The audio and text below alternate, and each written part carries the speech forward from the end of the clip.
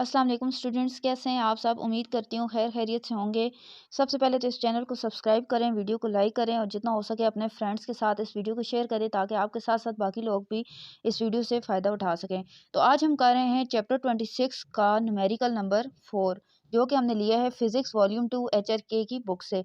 In a uniform electric field near the surface of earth, a particle having a charge of -2.0 into 10 raised to power -19 coulomb is acted on by a downward electric force of 3.0 into 10 raised to power -6 Newton.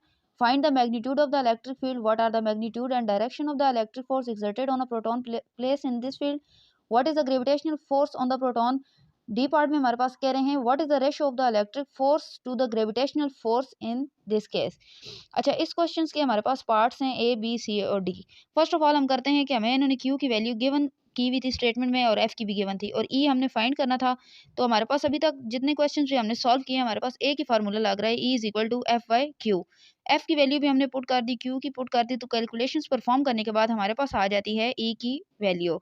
अब second part में इन्होंने हमें कहा है कि आपने value of F find करनी है। तो जो ये वाला फार्मूला है इसी को हमने सेटल डाउन करके लिख लिया है। हमारे पास आ गया है F is equal to E Q. ई की वैल्यू अब हमने यहाँ पे वो पुट करनी है जो कैलकुलेशंस परफॉर्म करने के बाद ए का रिजल्ट था, और क्यू की वैल्यू हम खुद से लेट कर रहे हैं 1.6 into 10 raise to power -19 coulomb. और जब इनको हम सॉल्व करेंगे तो हमारे पास एफ की वैल्यू आ जाती है 2.4 into 10 raise to power -16 newton. Third step में इन्होंने हमें कहा है कि आपने ग्रेविटेशनल फोर्स फाइंड करनी है। तो हमें पता है ग्रेविटेशनल फोर्स के लिए हम लिखते हैं F is equal to M जी।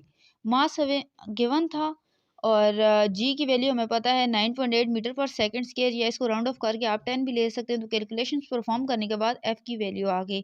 अच्छा, डी में हमारे पास क्या था, ये लास्ट स्टेप था इसमें, जिसमें हमें ये कहते हैं कि आपने कंपेयर करनी है इलेक्ट्रिक फोर्स को और ग्रेविटेशनल फोर्स को।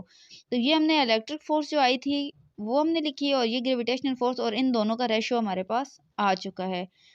आगे हम चलते हैं क्वेश्चन नंबर 5 की तरफ, जिसमें हम ये कह रहे हैं what is the magnitude of a point charge chosen so that the electric field 75.0 centimetre away has the magnitude of 2.30 Newton पर कूलम।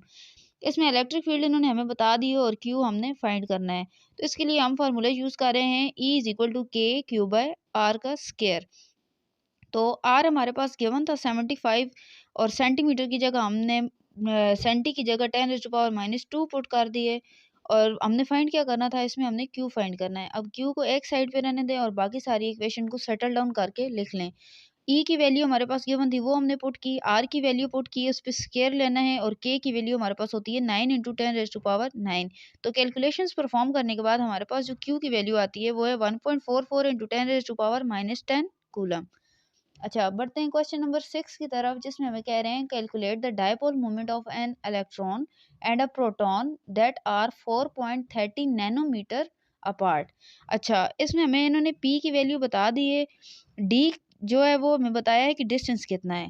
तो डायपोल हमने फाइंड करना है, तो 4.30 नैनोमीटर की जगह हमने 10 टू पावर -9 करके लिख लिया है, और इसका फार्मूला हमारे पास होता है P is equal to Q D.